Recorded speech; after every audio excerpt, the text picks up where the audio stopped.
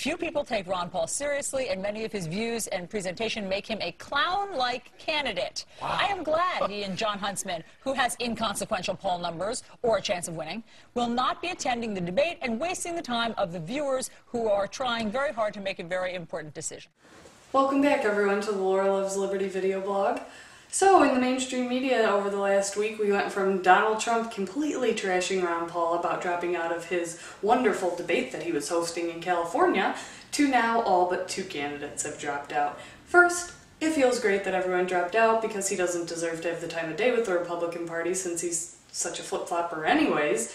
Second of all, even Raw Story came out with an article stating that the RNC, the Republican National Committee chairman, calls Trump debate a problem. The reason he says it's a problem is because Donald Trump still is saying he's considering running for president, even if it is as a third party. So how can someone who's considering running for president still actually hold a fair debate with anyone, first of all, but being the moderator of all things?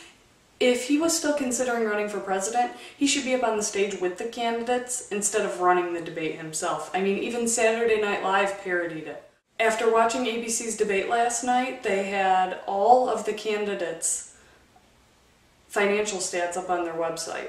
So after looking at that, one big thing, since the debt issue is such a big issue in this country, and even in our own lives, I wanted to see what kind of debt these candidates had for their campaigns. And what I noticed is that only two candidates have zero debt for their campaign. The first candidate is Romney, which he's a joke, really, to all of us. Romney care? Are you kidding me? Any Republican in their right mind really wouldn't be considering Romney for that reason alone.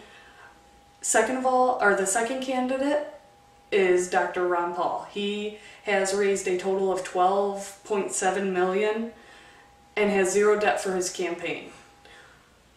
When you look at Gingrich's stats, Gingrich has only raised about $2.8 million, and he's running with $1.9 million in debt. That's more than a 50% debt ratio.